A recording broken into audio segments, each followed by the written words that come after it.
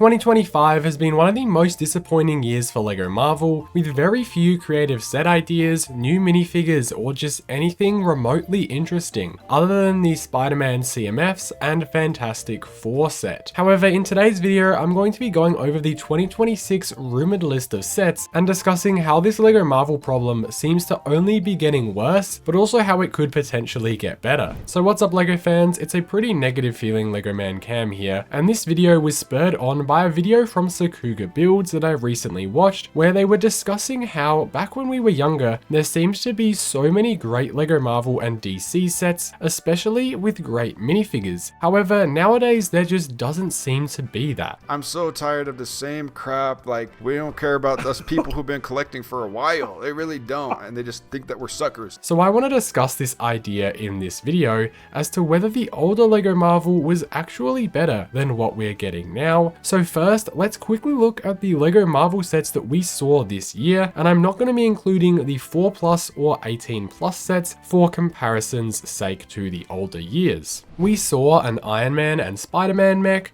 the Venom muscle car, the Iron Man car, Miles Morales vs. the Spot, Hulk monster truck, the Marvel logo, Civil War airport battle, Iron Man's Hall of Armor, Galactus, Peter Parker's apartment, Iron Man vs. the Hammer Drones, Spider-Man vs. Doc Ock, Thor vs. Chitauri, the Endgame Final Battle, Oscorp, and the Age of Ultron Quinjet. So from my calculations, that's a total of 17 sets. So let's compare this to a year such as 2016, which is essentially 10 years ago now. Back then, we got the Black Panther Pursuit, the Iron Skull Sub-Attack, Avenjet Space Mission, Crossbones Heist, Civil War Airport Battle, Spider-Man Bridge Battle, Ghost Rider Team Up, the Tentacle Trap, the Sanctum Sanctorum, and the Tanker Truck Takedown. There were also an extra 3 Mighty Micros sets, but I wouldn't really count those as regular minifigure playsets, so I'll leave this year with a total of 10 sets. So what I'm getting at here is that if we compare 2025 to 2016, we saw 7 total more sets this year, but were these sets actually better than what we had 10 years ago? In terms of minifigures, in 2025 we saw a great new Ultron in the Iron Man mech, as well as Sydney Sweeney in the Venom car, the Spot and Miles Morales' dad appears in the Miles Morales set, and then we got a new Cap from the first Avenger in the Marvel logo. Aldrich Killian appears in the Hall of Armor, and all of the Fantastic Four members are in the Galactus set. There's then a new Hobgoblin and Anti-Venom in Peter's apartment, with a new Doc Ock in the train set, Iron Patriot in the Chitauri set, and then a Great Green Goblin with the Oscorp Tower, and Pietro Maximoff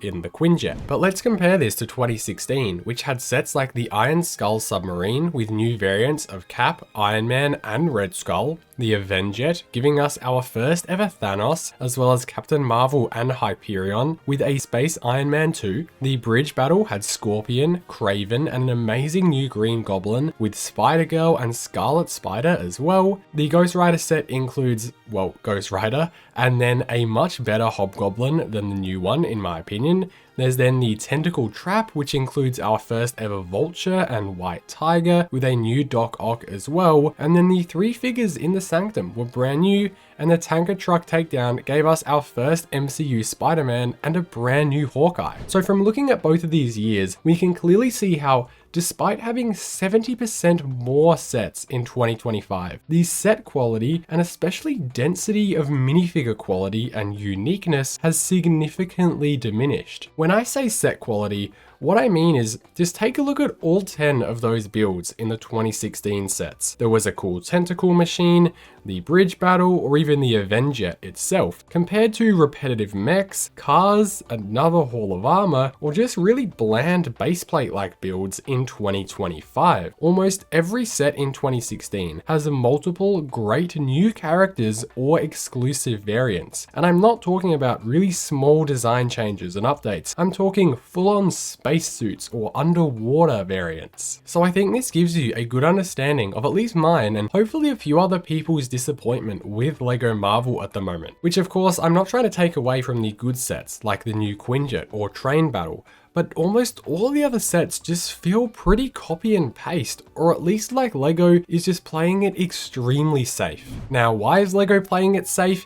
It's most likely due to the fact that LEGO is finding it much more profitable to continue remaking these same sets over and over again with Spider-Man and Captain America and Iron Man and Miles Morales. But as a former kid who would have loved to have bought almost all of those 2016 sets, and now being someone who thankfully has a little bit of money to be able to buy some of the newer sets in 2025, there's literally nothing that's winning me over to actually buy it unless I could find it on a huge discount or clearance. Like, I literally don't own a single one of these 2025 sets. Anyway, with this in mind, LEGO Marvel's 2026 sets, or at least the first half of the year, have had their names leaked. So what I want to quickly do is discuss these sets and see if this could potentially be helping the problem, or is it only making things worse. So the first few sets that we have are another Ghost Rider bike with Spider-Man, which is not interesting at all.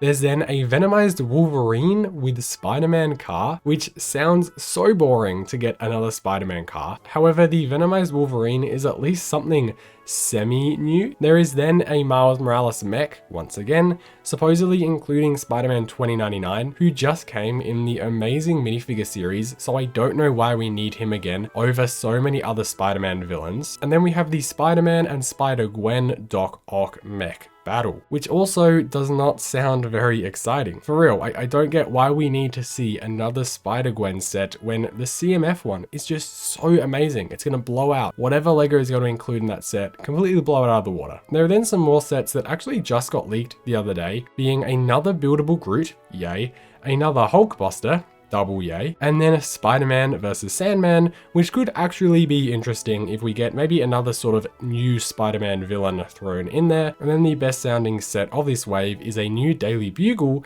for $110 US at 781 pieces. So does this wave sound like it's fixing the problem that I have with LEGO Marvel? Absolutely not. So far, it seems like more of the same. More mechs, more cars, and our fourth buildable Groot, and our 20,000th Hulkbuster. The Daily Bugle could have some promise to it, genuinely. If they spend all of the parts budget on making the Bugle itself actually kind of interesting and not putting some pieces into random side buildings, and maybe if they give us some interesting new Spider-Man villains, I'm thinking someone like Tombstone or Kingpin, or almost some of those other villains we haven't seen in a long time like Scorpion. In saying all of this, I know that there is still possibility to have some light at the end of the 2026 tunnel. What I mean by this is with Avengers Doomsday hitting theaters towards the end of the year in December. I'm hoping that LEGO will be making a full wave of sets for this movie, as it was initially going to be releasing like May of next year, so I'm wondering if this pretty crappy sounding first half of the year could be because of that reason. Regardless, can you just imagine how peak these Avengers Doomsday sets could possibly be? We already know from that giant chair reveal that this movie will be combining the Fantastic Four, Thunderbolts, X-Men, as well as our already existing Avengers team, whoever the Avengers actually even are anymore, into one giant movie. So you can just imagine just how great the minifigure selection in some of these sets could be. I'm just hoping that LEGO actually allocates the right budget and time to these sets to hopefully give us some minifigures that rival the quality of the CMF series. And at the end of the day, as I always say on this channel, I'm not looking for things to get better in quality. I just don't want stuff to get worse. So with all that being said, that was all I wanted to cover in today's video. Please let me know in the comments whether you think 2026 could be the year to save LEGO Marvel, and subscribe if you enjoyed a few of my videos, and I will see you in the next one.